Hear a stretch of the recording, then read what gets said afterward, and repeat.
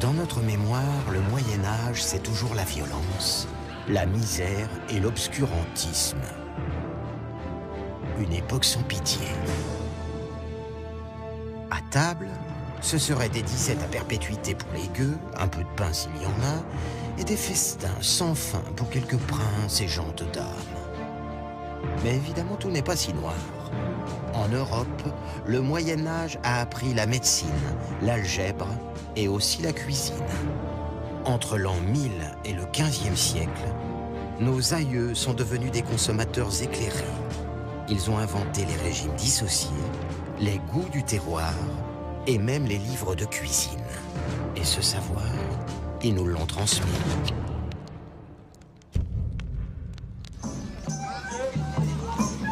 Alphen sur le Rhin, en Hollande. Le temps semble s'être arrêté au XIVe siècle. Ces passants pourtant sont bien du nôtre. Mais ce sont des amateurs de reconstitution historique. Et ils ont le souci de l'exactitude. François Villon, en quête de son dîner, ne détonnerait pas dans ce musée vivant. Viandes en brochets, brouets et gros brochets aux pauvres, qui n'ont de quoi, comme moi, Dieu, patience pour la pitance. Comme tout poète, il serait le bienvenu dans cette auberge. On lui aurait immédiatement offert un verre d'Hippocrate. C'est la boisson la plus populaire de l'époque.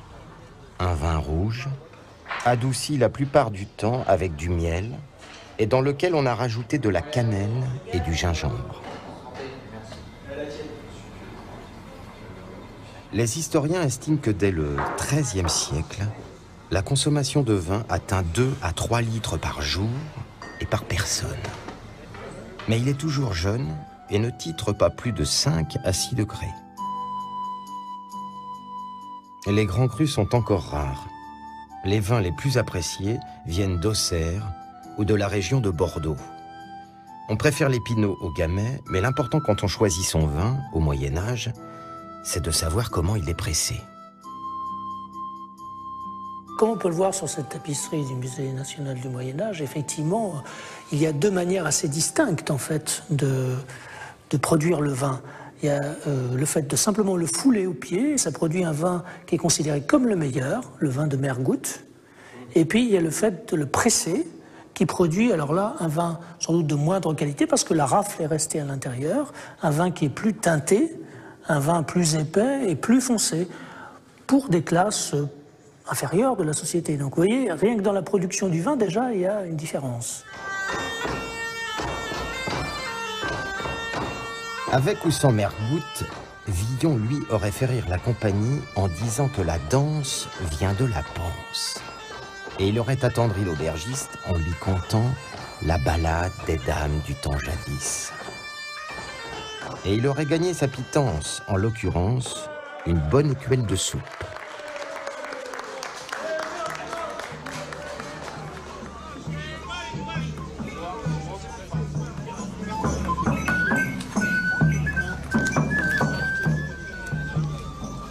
Pour faire une bonne soupe, il faut tout d'abord du pain. C'est l'affaire des boulangères. Elles sont plutôt courtisées et ce sont de bonnes commères qui ont su inventer ces dictons dont nous nous servons toujours. Gagner son pain, long comme un jour sans pain. Ôter le pain de la bouche.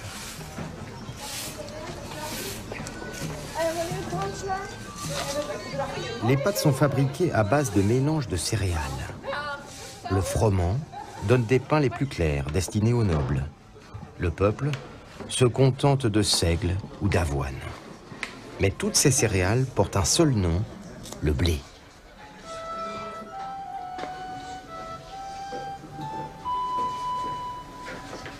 En toute saison, ce bout de pain plus ou moins dur est déposé en premier au fond de l'écuelle. C'est ce pain qu'on appelle la soupe. Ensuite, on verse le potage qui sera ainsi plus épais et plus nourrissant. On passe à table vers 17 h. On mange tôt au Moyen-Âge pour profiter du jour. Pour les gueux, Il n'est pas question de faire la fine bouche devant ce plat unique, éternellement réchauffé, qui leur a déjà fait leur déjeuner du matin. Seule, la couleur change en fonction des saisons. En automne et en hiver, brune, faite de pois ou de fèves. Blanche au printemps, puisqu'on y met des oignons, des orties, et d'un beau vert en été, parce qu'elle est riche en légumes.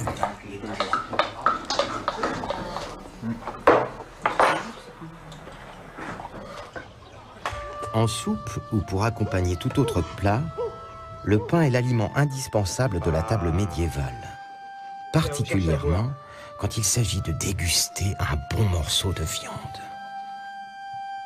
Parce que le pain devient alors un tranchoir. Coupé en deux, il devient assiette. En général, elle finit en miettes, mais cela ne gêne personne. L'important, c'est de pouvoir se régaler de quelques cailles, si le calendrier le permet.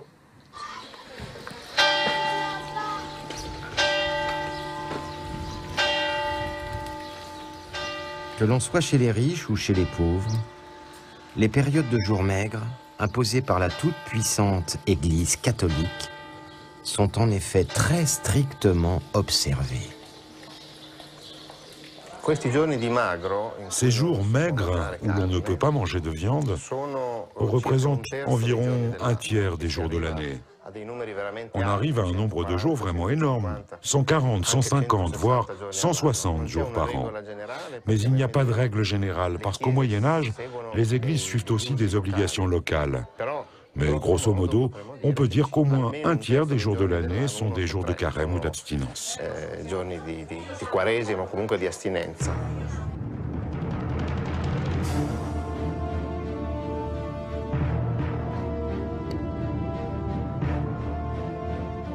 Nos diététiciens nous imposeraient bien la même chose.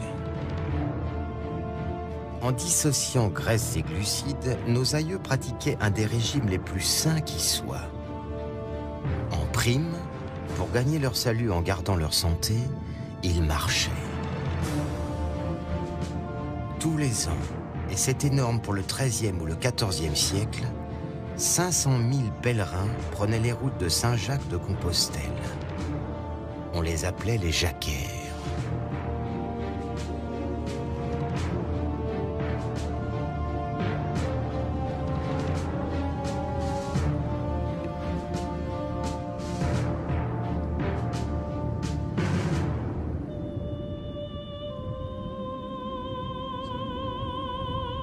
Pour les jacquaires franchissant le col de Roncevaux, comme pour tous les chrétiens, l'alternance entre jours gras et abstinence était vécue comme une évidence.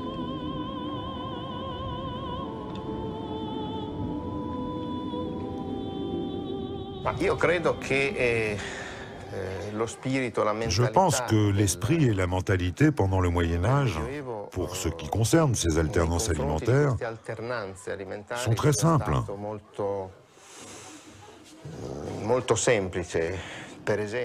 Par exemple, pendant le carême, dans certaines villes médiévales, la corporation des bécailles, c'est-à-dire des bouchers, arrête de vendre de la viande et se met à vendre du poisson.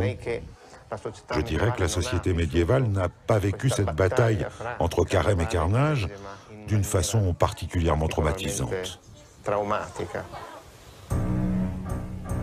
Du pain, du fromage et surtout des amandes. L'appétit de ces marcheurs ne semble pas être troublé par le souvenir de Roland et de ses chevaliers massacrés ici par les Sarrasins en l'an 778. Partis souvent depuis des mois, ils ont besoin de ressources caloriques adaptées. Les amandes sont pour les petits de véritables bonbons énergétiques.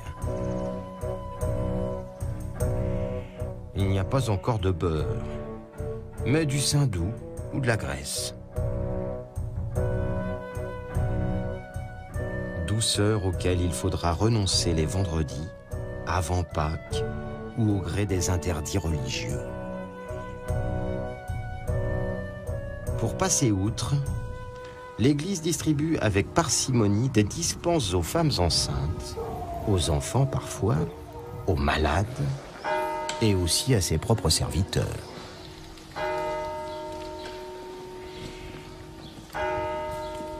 On admettait que les moines, lorsqu'ils étaient malades, passent à ce qu'on appelle l'infirmerie générale, où on le servait de la viande à manger.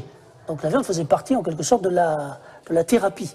Et ce qu'on constate donc à la fin du Moyen-Âge, c'est que, au fond, tout le monde, tous les moines, passent à l'infirmerie générale à tour de rôle, c'est le cas dans l'ordre bénédictin, pour pouvoir manger de la viande. Ce qui veut dire qu'effectivement, c'était la valeur, en quelque sorte, alimentaire de référence, vous voyez, puisque même dans le milieu où théoriquement elle n'était pas du tout autorisée, sauf aux malades, ben, on finissait par en manger régulièrement.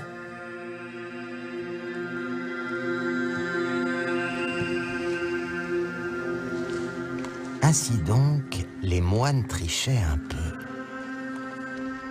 Sans doute était-ce plus difficile pour eux, parce qu'ils avaient en général un solide appétit. Le régime alimentaire approchait 4 à 5 000 calories par jour, soit le double du minimum vital, et largement plus que ce dont se contentait le commun des mortels. Il faut dire qu'au Moyen-Âge, les monastères et les couvents sont de véritables fermes où la production dépasse de loin les besoins. Les laïcs, à commencer par les pèlerins, profitent de cette abondance, ce qui renforce évidemment le prestige des moines. L'ordinaire et les productions des monastères sont très variées. Légumes, fruits, bière au nord, vin au sud, et bien sûr fromage.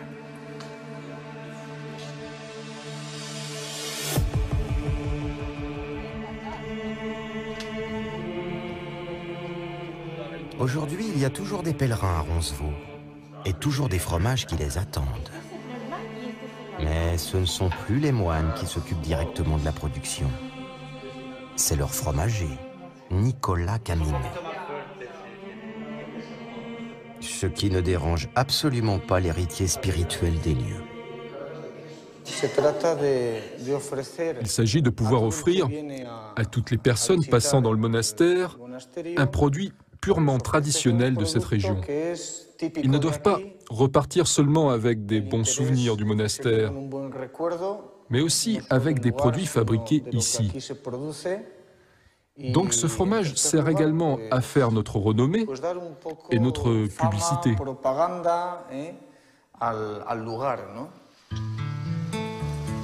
Nicolas est très exigeant. Nourriture écologique, pas d'antibiotiques. Tout est fait pour que ces brebis donnent un lait aux saveurs médiévales. En revanche, la fabrication passe par des méthodes un peu moins rudes. Ce qui a changé avec le temps, c'est le caillage. Avant, chacun faisait le caillage dans son coin. Je me rappelle quand j'étais petit, on tuait un agneau, on prenait son estomac, puis on le faisait sécher. Une fois séché et préparé, on faisait cailler le lait avec. Maintenant, les méthodes de caillage sont automatisées et beaucoup plus saines. Après 5 mois de cave, ces fromages totalement bio sont livrés en partie à l'abbaye, au titre du fermage, et par ailleurs sont distribués dans la région de Pampelune. Au fil des siècles, ils ont conservé la même saveur et la même fonction, permettre de manger juste.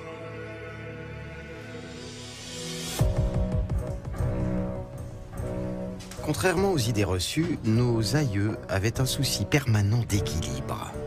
Ripailler, festoyer, oui, mais jamais dans l'excès. On mourait jeune à l'époque, vers 40 ans en moyenne pour les hommes. Pour espérer aller jusque-là ou au-delà, hygiène de vie et diététique faisaient bien mieux que cierge à l'église.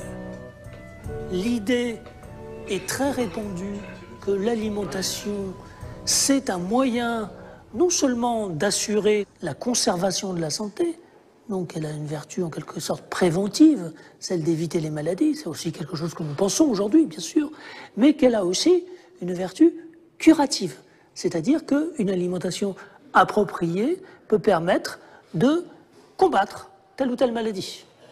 Ça, c'est quand même quelque chose d'assez fort, hein, qui donne à l'alimentation une importance dans l'arsenal médical qu'elle n'a peut-être plus tout à fait aujourd'hui. De fait, au Moyen-Âge, tout aliment est aussi un médicament.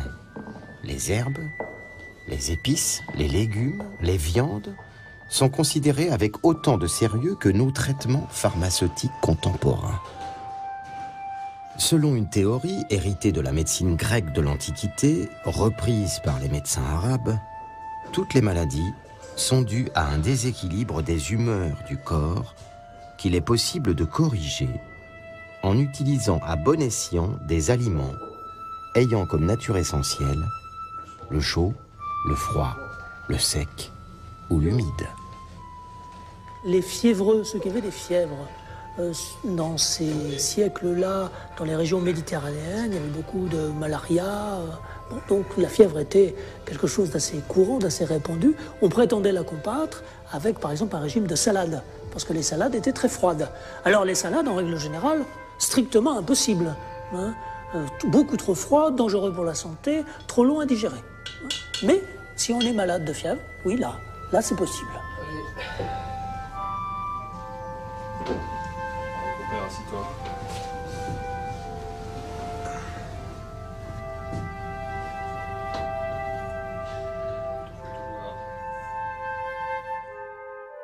Ces préceptes médicaux développés par toutes les facultés d'Europe se traduisent dans la culture populaire par de jolies rimes à l'usage de tous, comme « lait sur vin est venin, vin sur lait est souhait » ou « après le fruit cru, le vin pur est bienvenu » et encore « veau mal cuit et poulet cru font les cimetières bossus ».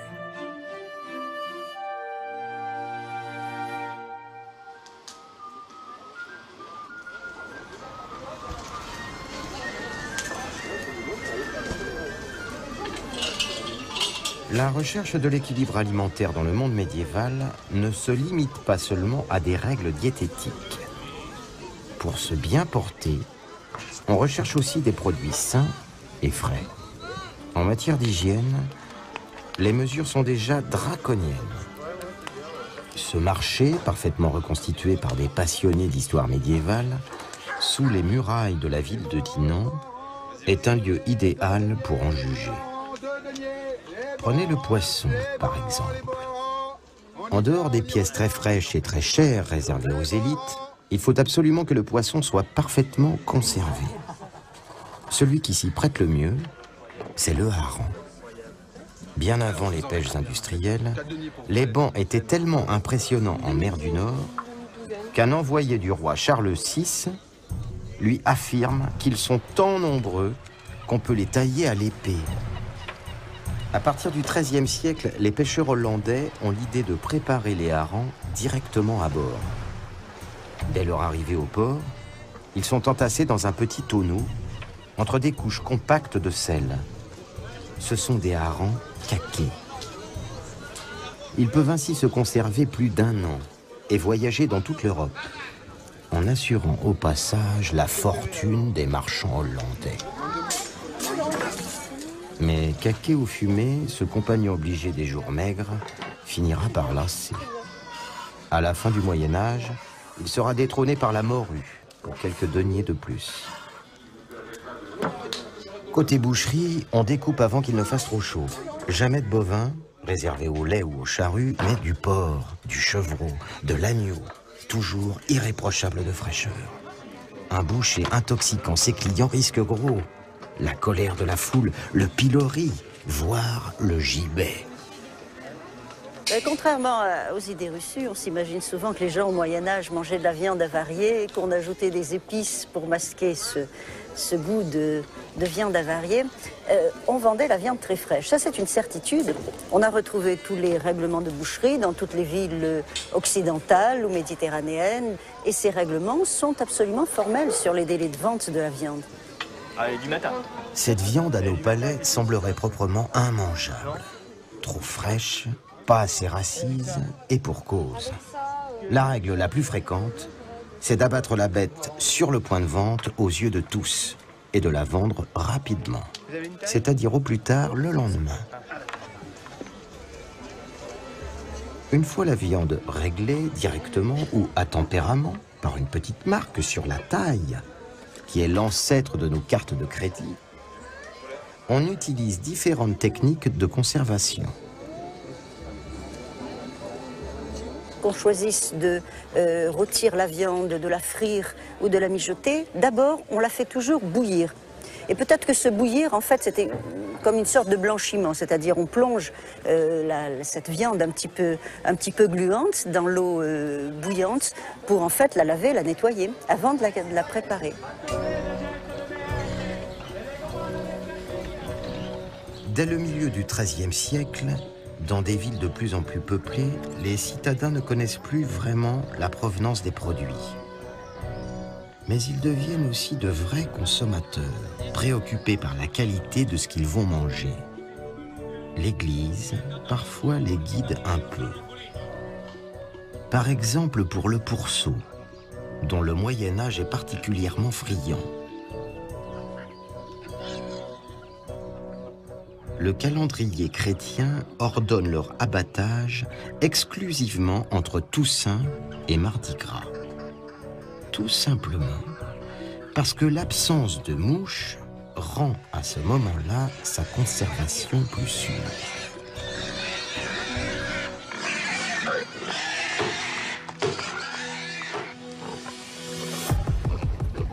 De nos jours, pour consommer du très bon cochon, il faut partir sur les traces des cochons rustiques.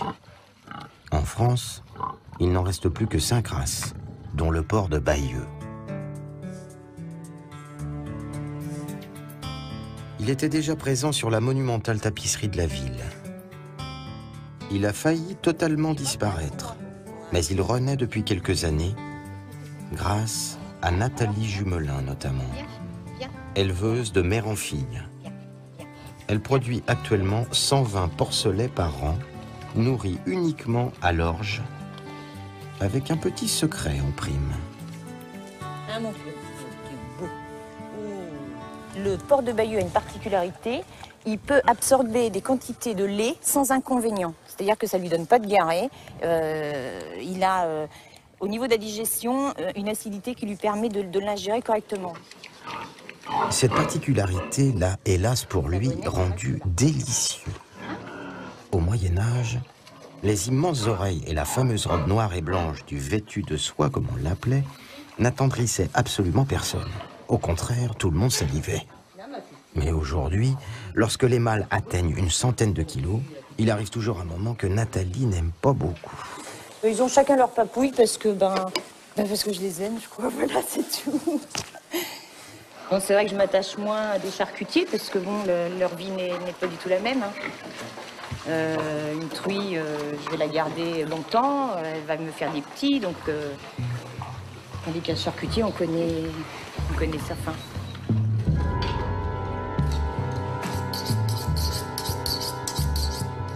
Grâce à Nathalie et quelques autres éleveurs, le porc de Bayeux est revenu à la carte de grands restaurateurs, comme le Lion d'Or à Bayeux. Vous voyez, c'est une viande qui est lisse, qui ne soigne pas. Une graisse qui est blanche, pas une graisse qui a jauni, qui a une belle couleur, qui n'a pas séché. Enfin, bref, c'est vraiment un plaisir de pouvoir travailler encore des morceaux comme ça.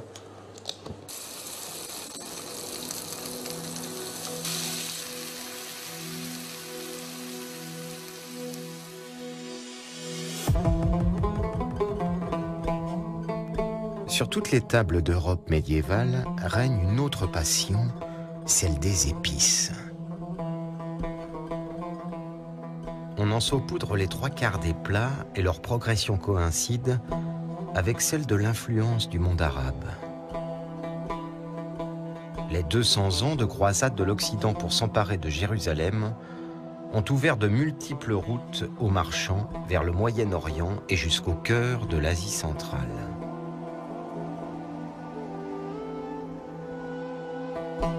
En passant par Constantinople, les routes des épices rejoignent celles de la soie, destination Samarcande, les Indes ou la Chine. Pendant que deux chevaliers combattants de la vraie foi s'étripent en Terre Sainte, leurs commerçants s'affrontent paisiblement aux échecs.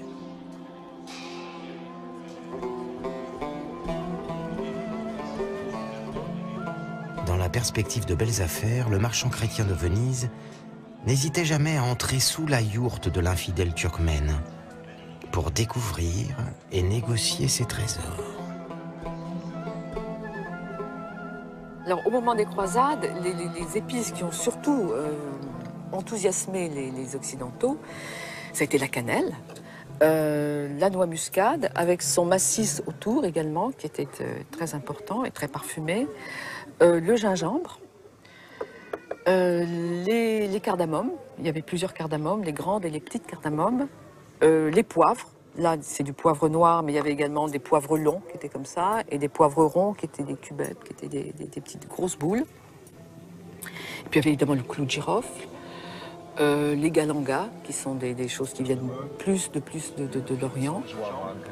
Cette alimentation, c'est à la fois le plaisir de l'odeur, le plaisir du goût et le plaisir de la vue. Et c'est extrêmement important. L'apport des fastes de l'Orient ne se limite pas seulement aux épices. Canne à sucre, bananes, riz et de nombreuses techniques culinaires comme la pâte feuilletée ou les fruits confits arrivent en Europe grâce au savoir-faire arabe. La passion pour les épices atteint son apogée au moment de la guerre de 100 ans, opposant la couronne d'Angleterre à celle de France. Les épices, qui passent alors à l'époque pour de véritables produits dopants, sont préparées avec le plus grand soin par des cantinières, des chevaliers français. Mélangées à du miel, les épices donnent des forces supplémentaires en activant la circulation sanguine, dit-on. Comme au soir du 24 octobre 1415, à la veille de la bataille d'Azincourt, ces fervents admirateurs de la fine fleur de la chevalerie française n'ont pas oublié dans leur reconstitution ce détail. Ayant revêtu les tenues exactes des ducs de Bar et d'Alençon, comme eux, ils se servent à haute dose de poivre, symbole de richesse et promesse de puissance, indispensable pour bouter l'anglais hors de France. Chimère, bien sûr. Eux connaissent très bien le scénario de la bataille. Ils vont tous tomber sur les coups d'anglais qui vont rejouer, comme eux, cette terrible page de l'histoire. Nos livres d'histoire nous disent que perfidement, l'anglais en sous-nombre rompit avec les règles de la chevalerie pour faire pleuvoir ses flèches sur les chevaliers français contraints de combattre à pied.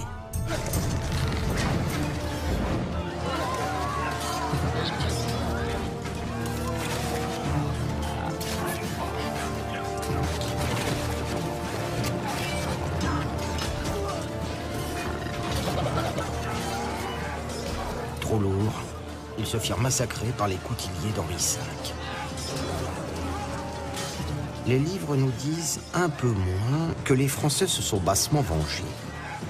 Ils ont à leur tour massacré par surprise l'arrière-ban de l'armée d'Henri V et se sont emparés de toutes ces réserves d'épices. Qui disait que la vengeance est un plat qui se mange froid?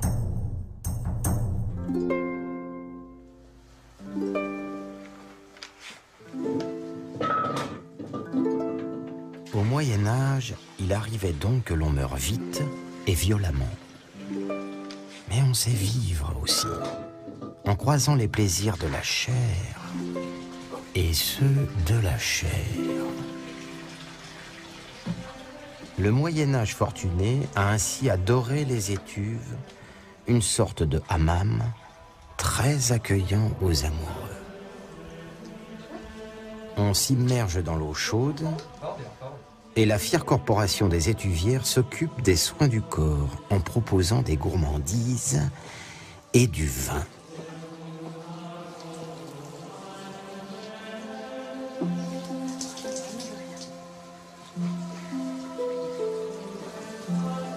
Pas n'importe quel vin du Posset. Mélangé à du lait caillé, il a, paraît-il, d'incomparables vertus érotiques. Il arrive fort souvent que l'on ne se contente plus d'un simple partage des mets. L'époque n'est pas prude. Certaines miniatures le prouvent, avec ces couples enlacés, se laissant aller à une douce ivresse d'essence.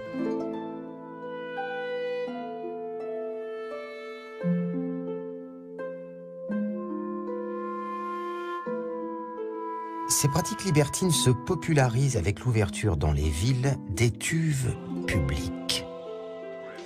Mais elles tournent à la prostitution organisée et il faudra attendre la fin du XVe siècle pour que soient interdits, au moins en public, ces ébats gourmands et amoureux.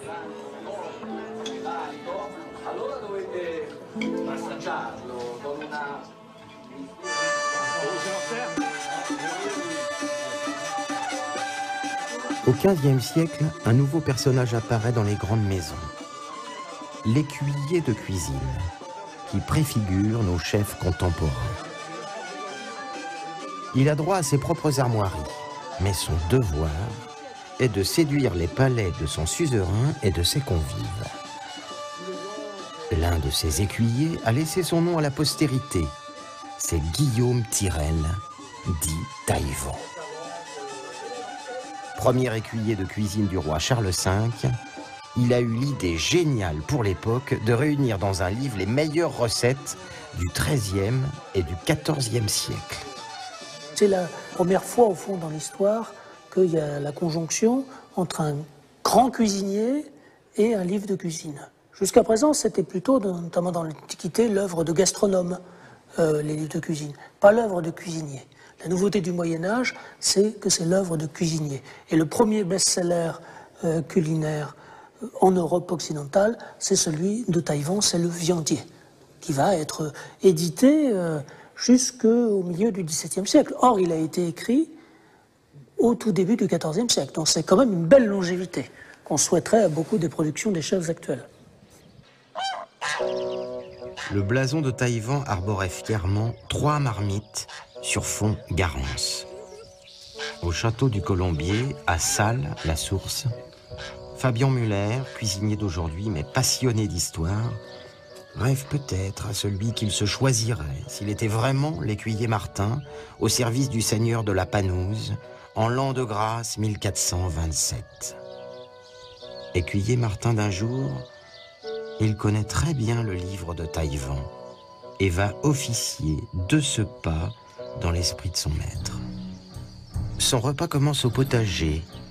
Jardiniers et cueilleuses doivent trouver la meilleure oseille pour en tirer le verjus, l'indispensable condiment acidulé présent dans la plupart des plats. Au passage, bien sûr, ces petites mains prélèveront l'ivrèche, aigre-moine ou raifort, parmi les 80 espèces communes de légumes recommandées à la culture depuis Charlemagne dans le capitulaire de Willis.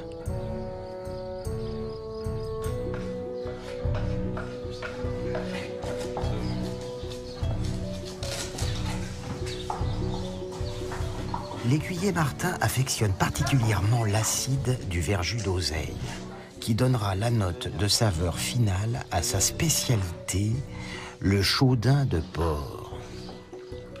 Mais ce jus vert, indispensable dans la cuisine médiévale, comme l'était le garum dans la cuisine romaine, peut être également fabriqué à base de jus de fruits très verts, et notamment de raisins récoltés un bon mois avant les vendanges.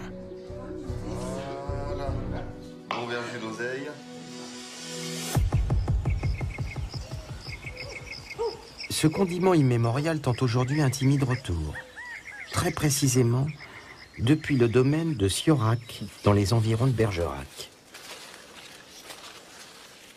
Avec 20 000 bouteilles de verjus par an, les frères Landa ont en effet relancé une production tombée totalement en désuétude depuis le XVIIIe siècle. En cette mi-août, les grains sont encore verts. Les frères Landa ont su retrouver un savoir-faire ancestral. En fait, il y a un stade qui est très précis. C'est-à-dire qu'il faut que la graine soit verte, donc pour avoir toute acidité et peu de sucre. Et en même temps, il faut qu'elle soit légèrement molle pour qu'il y ait un peu de jus. Sinon, si la graine est dure, il n'y a pas de jus, donc il n'y a plus d'intérêt pour le verjus.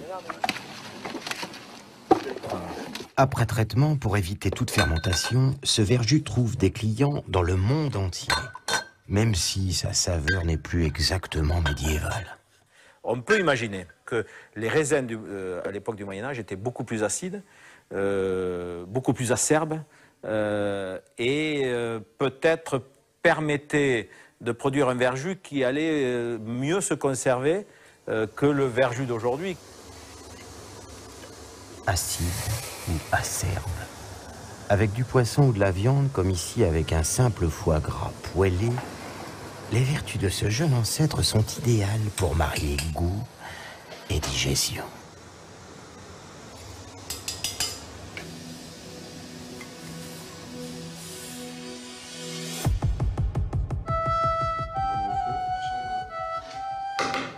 En cuisine, au château du Colombier, c'est le coup de feu. Tout doit être prêt en même temps. L'usage des banquets est d'offrir tous les plats simultanément à la table. Il faut cuire des truites saumonées, mais sans four. En moins de 5 minutes, pourtant, le poisson enrobé de pâte est saisi et doré. Le beurre n'est pas encore à l'ordre du jour. Les sauces sont liées avec du jaune d'œuf, de la mie de pain, de la poudre de noix ou d'amande.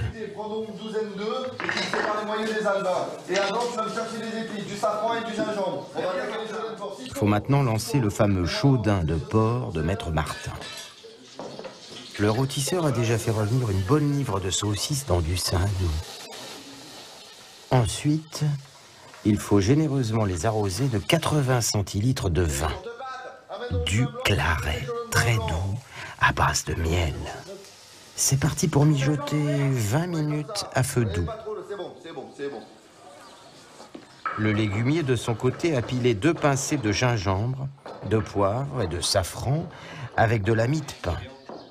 Ce subtil cocktail est rajouté en fin de cuisson. Martin surveille en personne l'exact rajout de son précieux verjus, la clé de sa spécialité.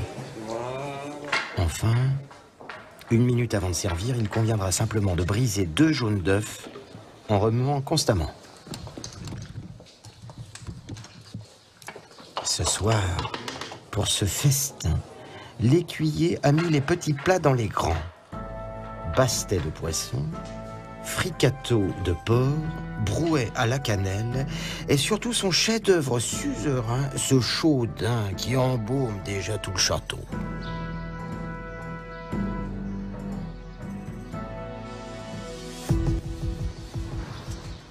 7 siècles plus tard, l'héritage des grands écuyers de cuisine est toujours bien vivant. Au Grand Véfour à Paris, Guy Martin voue ainsi une admiration sans borne à Maître Chicard, l'autre grand écuyer très inventif de la fin du Moyen-Âge. Lui aussi était savoyard, mais au service du prince Amédée VIII. Maître Chicard inspire largement la carte de ce restaurant, où se précipite le tout Paris.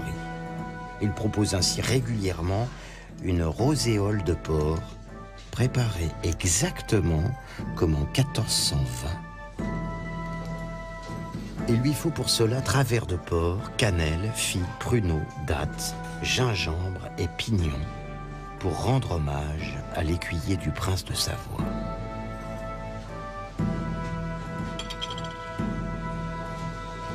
Dans ces recettes, l'innovation est principalement le grammage. Vous avez une recette, un bon d'économat, en termes techniques qu'on appelle, mais qui est grammé. 30 grammes de ça, 50 grammes de ça.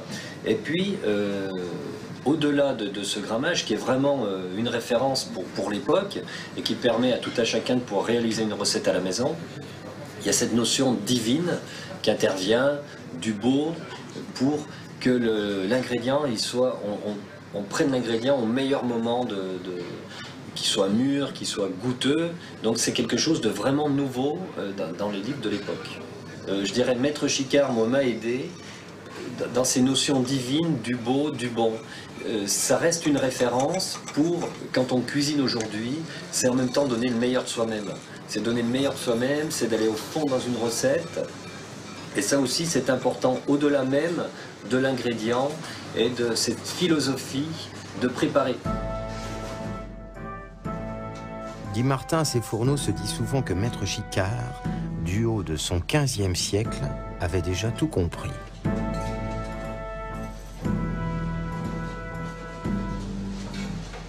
Cette rosséole est vraiment révélatrice, moderne, parce qu'on parle d'un produit de base. On va dire aujourd'hui un produit de terroir de région, qui peut être de la poularde de Bresse. Là, c'est du porc. C'est un produit bien de chez nous, et il le fait voyager.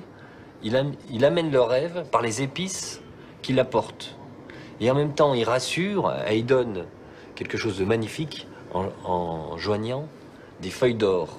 Donc c'est cet ensemble de créativité, d'association qui fait que cette recette est complètement d'actualité. Cette roséole doit être digne de la cour de Savoie. Alors, Guy Martin, comme Maître Chicard, l'habille d'une parure d'or pur. On disait que l'or rendait les femmes belles, que c'était un moyen de vivre très vieux, c'était la pierre philosophale.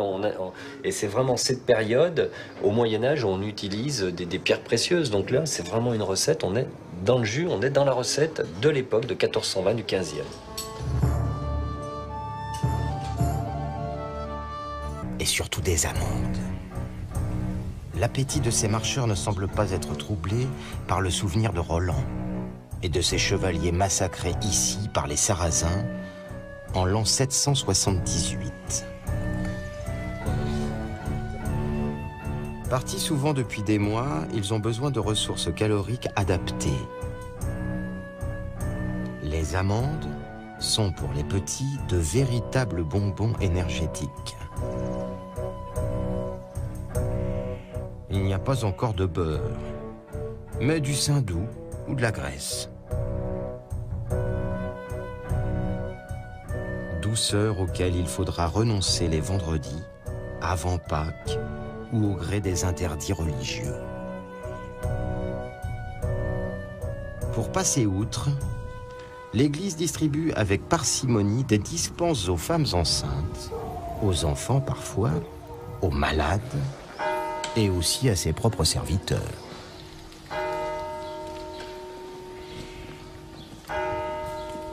On admettait que les moines, lorsqu'ils étaient malades, passent à ce qu'on appelle l'infirmerie générale, où on leur servait de la viande à manger. Donc la viande faisait partie en quelque sorte de la thérapie. Et ce qu'on constate donc à la fin du Moyen-Âge, c'est que, au fond, tout le monde, tous les moines, passent à l'infirmerie générale à tour de rôle, c'est le cas dans l'ordre bénédictin, pour pouvoir manger de la viande. Ce qui veut dire qu'effectivement, c'était la valeur, en quelque sorte, alimentaire de référence, vous voyez, puisque même dans le milieu où théoriquement elle n'était pas du tout autorisée, sauf aux malades, ben, on finissait par en manger régulièrement.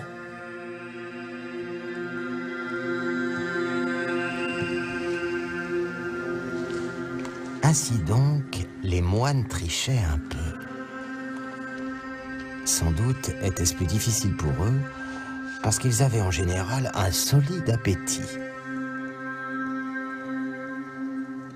Le régime alimentaire approchait 4 à 5 000 calories par jour, soit le double du minimum vital, et largement plus que ce dont se contentait le commun des mortels. Il faut dire qu'au Moyen-Âge, les monastères et les couvents sont de véritables fermes où la production dépasse de loin les besoins. Les laïcs, à commencer par les pèlerins, profitent de cette abondance, ce qui renforce évidemment le prestige des moines. L'ordinaire et les productions des monastères sont très variées. Légumes, fruits, bière au nord, vin au sud, et bien sûr fromage. Il n'y a pas encore de beurre, mais du saindoux ou de la graisse. Douceur auquel il faudra renoncer les vendredis, avant Pâques ou au gré des interdits religieux. Pour passer outre, l'Église distribue avec parcimonie des dispenses aux femmes enceintes, aux enfants parfois, aux malades et aussi à ses propres serviteurs.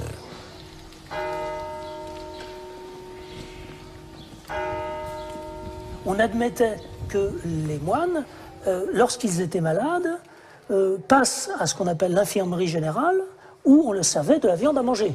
Donc la viande faisait partie en quelque sorte de la thérapie. Et ce qu'on constate donc à la fin du Moyen-Âge, c'est que, au fond, tout le monde, tous les moines, passent à l'infirmerie générale à tour de rôle, c'est le cas dans l'ordre bénédictin, pour pouvoir manger de la viande. Ce qui veut dire qu'effectivement, c'était la valeur, en quelque sorte, alimentaire de référence, vous voyez, puisque même dans le milieu où théoriquement elle n'était pas du tout autorisée, sauf aux malades, ben, on finissait par en manger régulièrement.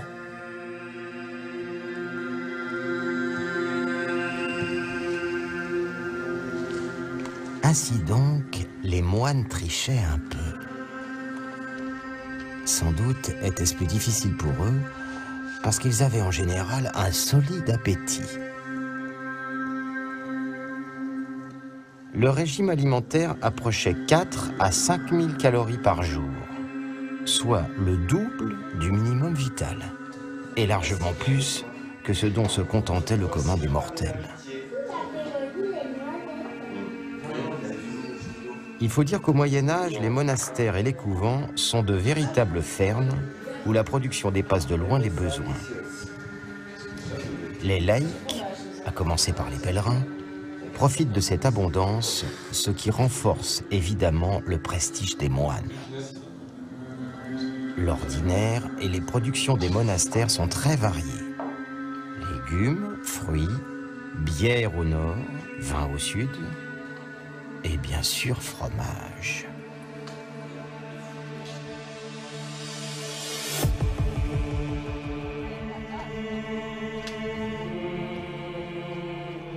Aujourd'hui, il y a toujours des pèlerins à Roncevaux et toujours des fromages qui les attendent. Mais ce ne sont plus les moines qui s'occupent directement de la production. C'est leur fromager, Nicolas Caminet. Ce qui ne dérange absolument pas l'héritier spirituel des lieux. Il s'agit de pouvoir offrir... Qu'on choisisse de rôtir la viande, de la frire ou de la mijoter, d'abord, on la fait toujours bouillir.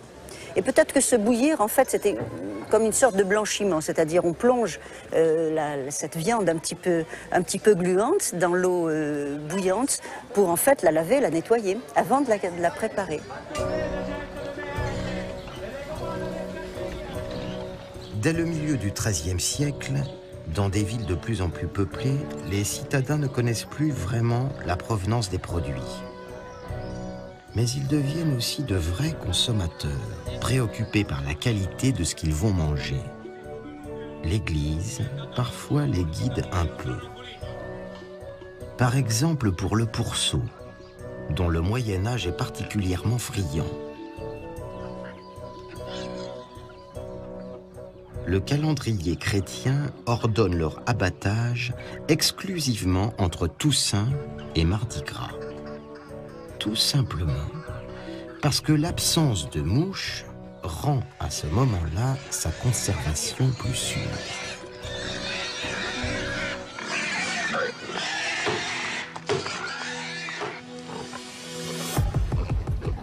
De nos jours, pour consommer du très bon cochon, il faut partir sur les traces des cochons rustiques. En France, il n'en reste plus que 5 races, dont le porc de Bayeux. Il était déjà présent sur la monumentale tapisserie de la ville. Il a failli totalement disparaître, mais il renaît depuis quelques années, grâce à Nathalie Jumelin notamment, éleveuse de mère en fille.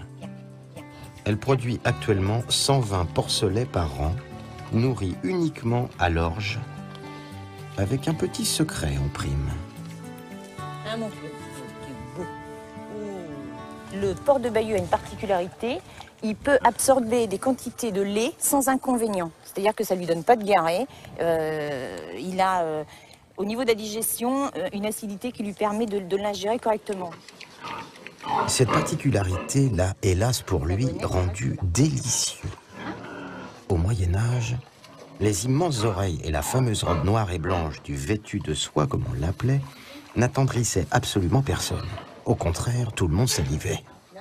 Mais aujourd'hui, lorsque les mâles atteignent une centaine de kilos, il arrive toujours un moment que Nathalie n'aime pas beaucoup.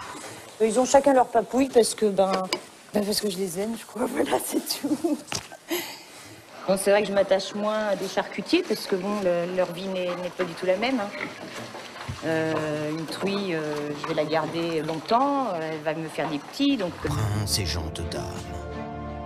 Mais évidemment, tout n'est pas si noir. En Europe, le Moyen-Âge a appris la médecine, l'algèbre et aussi la cuisine. Entre l'an 1000 et le XVe siècle, nos aïeux sont devenus des consommateurs éclairés. Ils ont inventé les régimes dissociés, les goûts du terroir et même les livres de cuisine. Et ce savoir, ils nous l'ont transmis.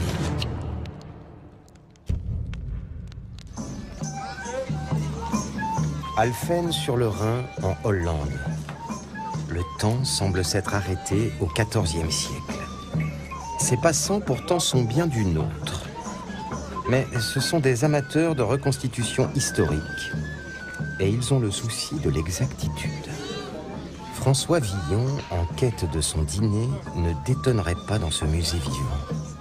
Viandes en brochets, brouets et gros brochets aux pauvres, qui n'ont de quoi, comme moi, Dieu, patience pour la pitance. Comme tout poète, il serait le bienvenu dans cette auberge. On lui aurait immédiatement offert un verre d'Hippocrate. C'est la boisson la plus populaire de l'époque.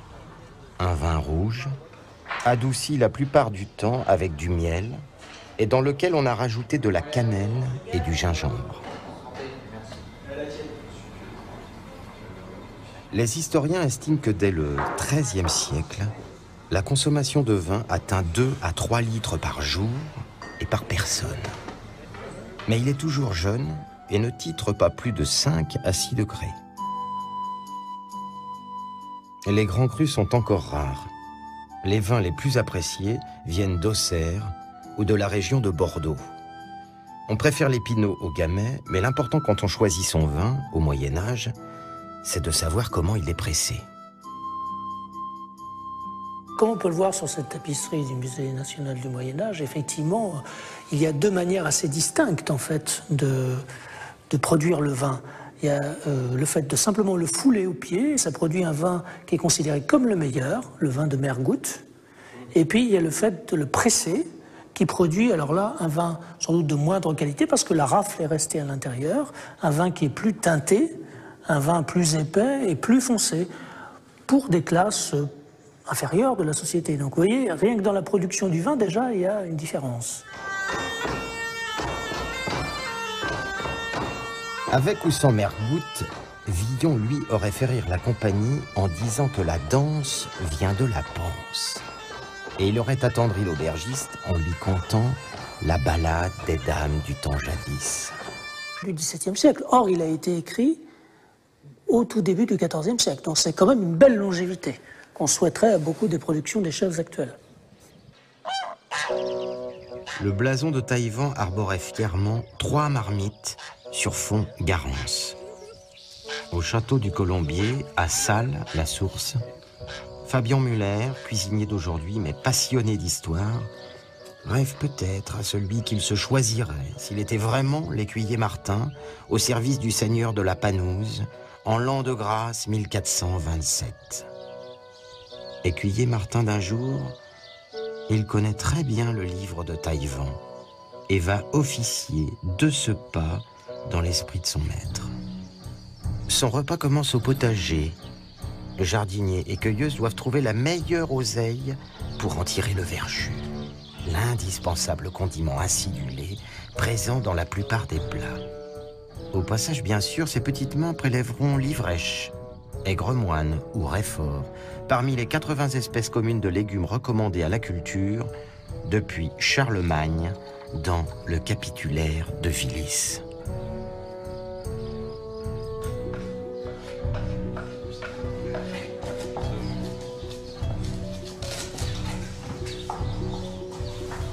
L'écuyer Martin affectionne particulièrement l'acide du verjus d'oseille, qui donnera la note de saveur finale à sa spécialité, le chaudin de porc. Mais ce jus vert, indispensable dans la cuisine médiévale, comme l'était le garum dans la cuisine romaine, peut être également fabriqué à base de jus de fruits très verts, et notamment de raisins récoltés un bon mois avant les vendanges. Voilà, bon verjus d'oseille.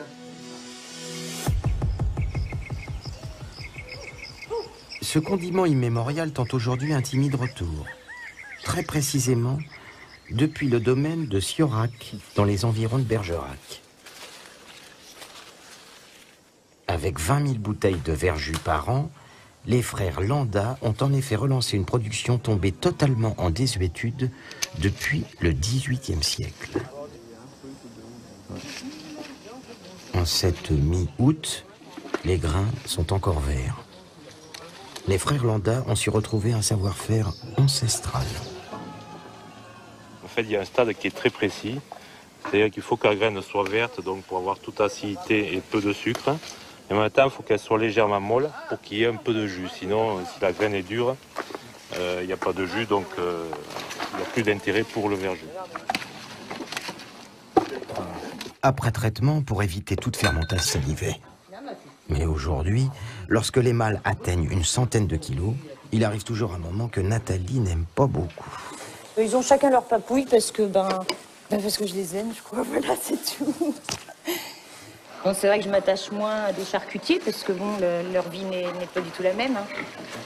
Une truie, je vais la garder longtemps, elle va me faire des petits, donc tandis qu'un charcutier, on connaît sa fin.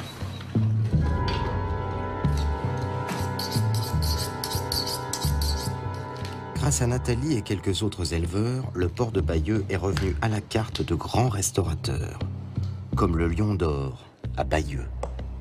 Vous voyez, c'est une viande qui est lisse, qui ne soigne pas. Une graisse qui est blanche, pas une graisse qui a jauni, qui a une belle couleur, qui n'a pas séché. Enfin, bref, c'est vraiment un plaisir de pouvoir travailler encore des morceaux comme ça.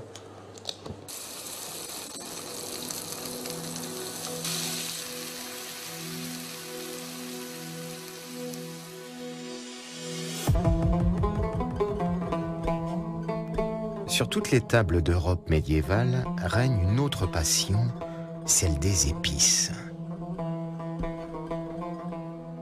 On en saupoudre les 3/4 des plats et leur progression coïncide avec celle de l'influence du monde arabe. Les 200 ans de croisade de l'Occident pour s'emparer de Jérusalem ont ouvert de multiples routes aux marchands vers le Moyen-Orient et jusqu'au cœur de l'Asie centrale.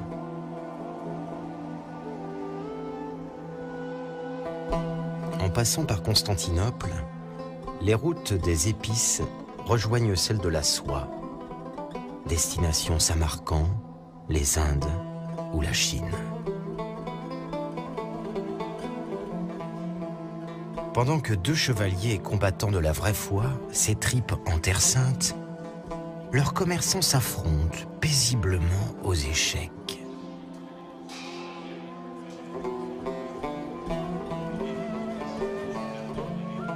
Dans la perspective de belles affaires, le marchand chrétien de Venise n'hésitait jamais à entrer sous la yourte de l'infidèle turkmène pour découvrir et négocier ses trésors. Alors, au moment des croisades, les épices qui ont surtout enthousiasmé les Occidentaux, ça a été la cannelle, la noix muscade, avec son massif autour également, qui était très important et très parfumé, le gingembre, les cardamomes, il y avait plusieurs cardamomes, les grandes et les petites cardamomes, les poivres. Là, c'est du poivre noir, mais il y avait également des poivres longs qui étaient comme ça. Au Moyen-Âge, tout aliment est aussi un médicament. Les herbes, les épices, les légumes, les viandes sont considérés avec autant de sérieux que nos traitements pharmaceutiques contemporains. Selon une théorie héritée de la médecine grecque de l'Antiquité, reprise par les médecins arabes, toutes les maladies sont dues à un déséquilibre des humeurs du corps qu'il est possible de corriger en utilisant à bon escient des aliments ayant comme nature essentielle le chaud, le froid, le sec ou l'humide. Les fiévreux, ceux qui avaient des fièvres, dans ces siècles-là, dans les régions méditerranéennes, il y avait beaucoup de malaria. Donc la fièvre était quelque chose d'assez courant, d'assez répandu. On prétendait la combattre avec, par exemple, un régime de salade, parce que les salades étaient très froides. Alors les salades, en règle générale, strictement impossibles. Beaucoup trop froid, dangereux pour la santé, trop long à digérer. Mais si on est malade de fièvre, oui, là c'est possible.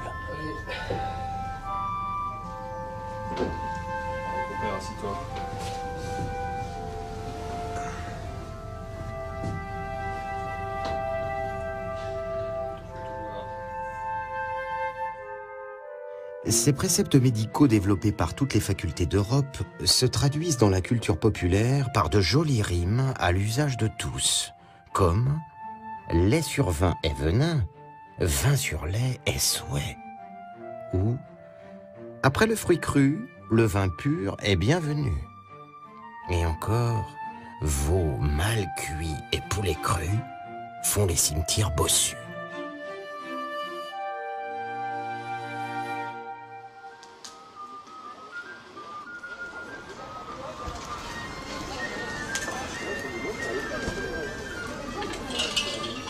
La recherche de l'équilibre alimentaire dans le monde médiéval ne se limite pas seulement à des règles diététiques. Pour se bien porter, on recherche aussi des produits sains et frais. En matière d'hygiène, les mesures sont déjà draconiennes. Ce marché, parfaitement reconstitué par des passionnés d'histoire médiévale, sous les murailles de la ville de Dinan, est un lieu idéal pour en juger. Prenez le poisson, par exemple. En dehors des pièces très fraîches et très chères réservées aux élites, il faut absolument que le poisson soit parfaitement conservé. Celui qui s'y prête le mieux, c'est le hareng. Bien avant les pêches industrielles, les bancs étaient tellement impressionnants en mer du Nord qu'un envoyé du roi Charles VI lui affirme qu'ils sont en nombre au XIVe siècle. Ces passants pourtant sont bien du nôtre. Mais ce sont des amateurs de reconstitution historique. Et ils ont le souci de l'exactitude. François Villon, en quête de son dîner, ne détonnerait pas dans ce musée vivant. Viandes en brochet, brouets et gros brochets aux pauvres, qui n'ont de quoi, comme moi, Dieu, patience, pour la pitance. Comme tout poète, il serait le bienvenu dans cette auberge.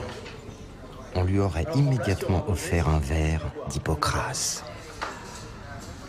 C'est la boisson la plus populaire de l'époque.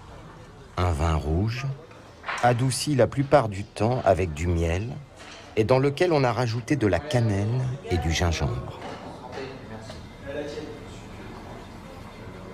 Les historiens estiment que dès le XIIIe siècle, la consommation de vin atteint 2 à 3 litres par jour et par personne. Mais il est toujours jeune et ne titre pas plus de 5 à 6 degrés. Les grands crus sont encore rares. Les vins les plus appréciés viennent d'Auxerre ou de la région de Bordeaux.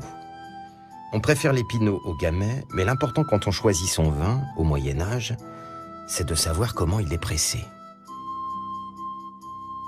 Comme on peut le voir sur cette tapisserie du Musée national du Moyen-Âge, effectivement, il y a 2 manières assez distinctes, en fait, de produire le vin.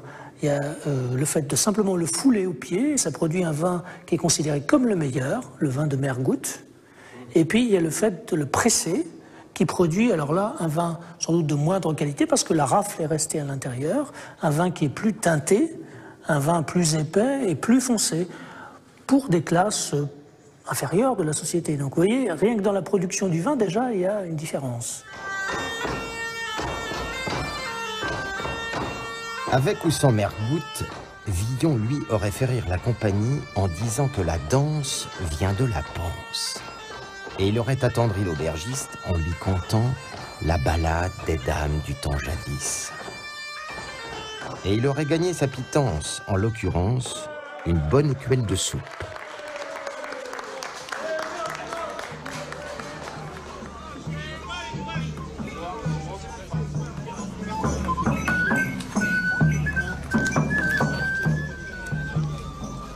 Pour faire une bonne soupe, il faut tout d'abord du pain. C'est l'affaire des boulangères. Elles sont plutôt courtisées et ce sont de bonnes commères qui ont su inventer ces dictons dont nous nous servons toujours. Gagner son pain, long comme un jour sans pain.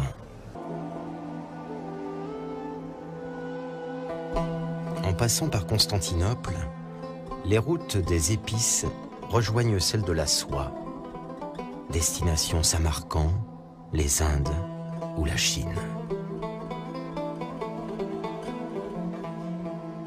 Pendant que deux chevaliers combattants de la vraie foi s'étripent en Terre Sainte, leurs commerçants s'affrontent paisiblement aux échecs.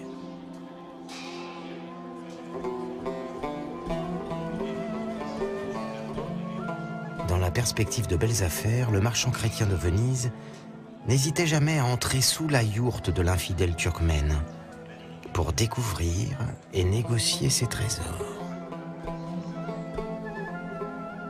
Alors, au moment des croisades, les épices qui ont surtout enthousiasmé les Occidentaux, ça a été la cannelle, la noix muscade, avec son massif autour également, qui était très important et très parfumé, le gingembre, les cardamomes, il y avait plusieurs cardamomes, les grandes et les petites cardamomes, les poivres, là c'est du poivre noir, mais il y avait également des poivres longs qui étaient comme ça, et des poivres ronds qui étaient des cubettes, qui étaient des petites grosses boules. Et puis il y avait évidemment le clou de girofle, les galangas, qui sont des choses qui viennent de l'Orient. Cette alimentation, c'est à la fois le plaisir de l'odeur, le plaisir du goût et le plaisir de la vue. Et c'est extrêmement important. L'apport des fastes de l'Orient ne se limite pas seulement aux épices. Canne à sucre, bananes, riz et de nombreuses techniques culinaires comme la pâte feuilletée ou les fruits confits arrivent en Europe grâce au savoir-faire arabe. La passion pour les épices atteint son apogée au moment de la guerre de 100 ans, opposant la couronne d'Angleterre à celle de France. Les épices, qui passent alors à l'époque pour de véritables produits de pan, sont préparées avec le plus grand soin par des cantinières, des chevaliers français. Mélangées à du miel, les épices donnent des forces supplémentaires en activant la circulation sanguine, dit-on. Comme au soir du 24 octobre 1415, à la veille de la bataille d'Azincourt, ces fervents admirateurs de la fine fleur de la chevalerie française n'ont pas oublié dans leur reconstitution ce détail. Ayant revêtu les tenues exactes des ducs de Bar et d'Alençon, comme eux, ils se